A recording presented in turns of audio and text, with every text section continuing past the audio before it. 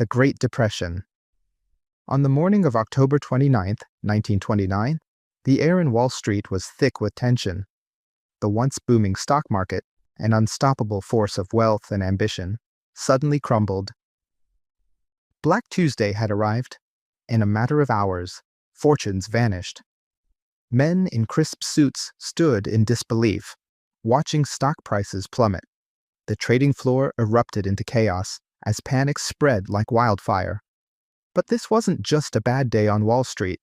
It was the beginning of the worst economic catastrophe in modern history. For years, America had been riding high on the wave of the Roaring '20s, an era of soaring stocks, easy credit, and boundless optimism. Everyone wanted in.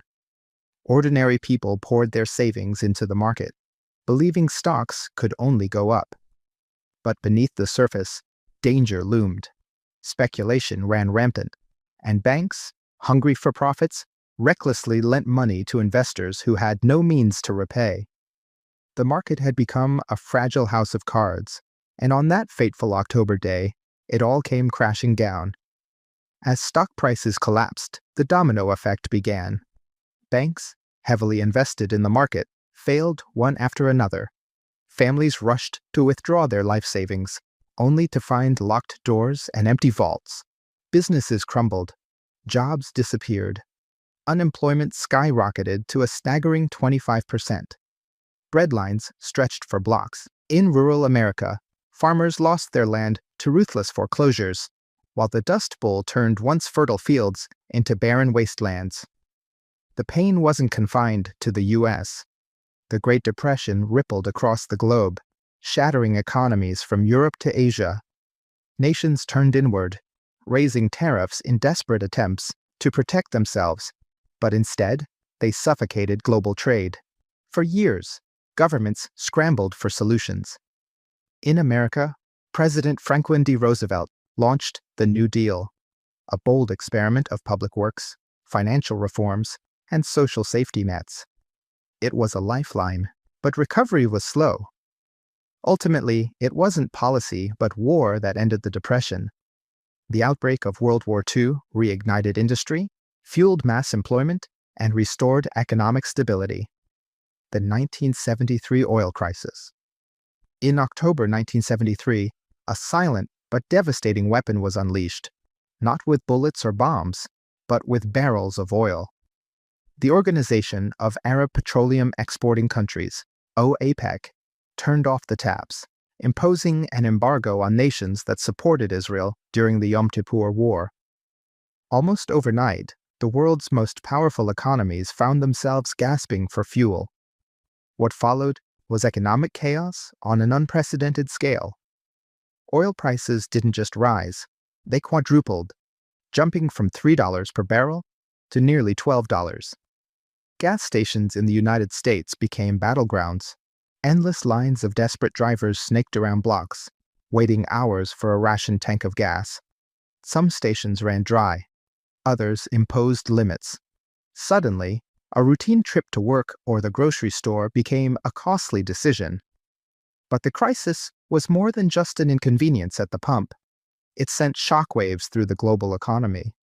The cost of everything, from food to transportation, skyrocketed. Businesses, crippled by soaring production costs, cut back on operations. Jobs vanished. Inflation soared. Growth stalled. Economists scrambled for answers as the world faced a terrifying new reality. Stagflation, a rare and devastating mix of stagnant growth, rising unemployment, and runaway inflation. This wasn't just an oil crisis, it was an energy wake-up call. Industrialized nations had long relied on cheap Middle Eastern oil, but now that dependency had turned into a vulnerability. Governments were forced to rethink their energy strategies. The crisis pushed the world toward new solutions: fuel efficiency, alternative energy sources, and strategic oil reserves. The power dynamic had also shifted. Oil-exporting nations, once seen as suppliers, had become economic kingmakers, holding immense leverage over the world's most powerful economies. The 2008 global financial crisis.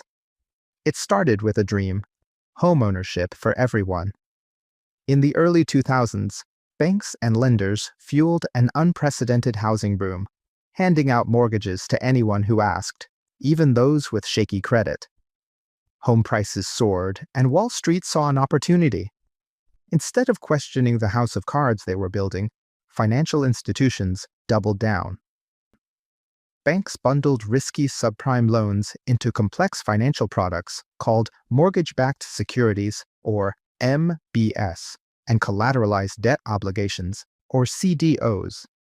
These were then sold to investors around the world, stamped with AAA ratings by credit agencies that either didn't understand or didn't care how fragile they really were. For years, the system seemed unstoppable. Investors profited.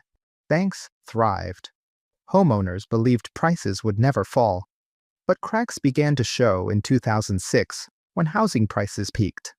As values dropped, homeowners found themselves owing more than their homes were worth. Mortgage defaults surged. Then came 2008, the year the world unraveled. Lehman Brothers, a giant investment bank, collapsed overnight, sending shockwaves through global markets. The financial system, built on bad debt and reckless speculation, froze. Banks stopped lending. Stock markets nosedived. Trillions of dollars vanished. Governments scrambled to prevent total economic collapse. The U.S. government poured $700 billion into failing banks through the Troubled Asset Relief Program, TARP. Central banks slashed interest rates to near zero. Stimulus packages flooded the economy in a desperate attempt to restore confidence. But for millions, the damage was done. Homes foreclosed. Jobs disappeared. Savings evaporated.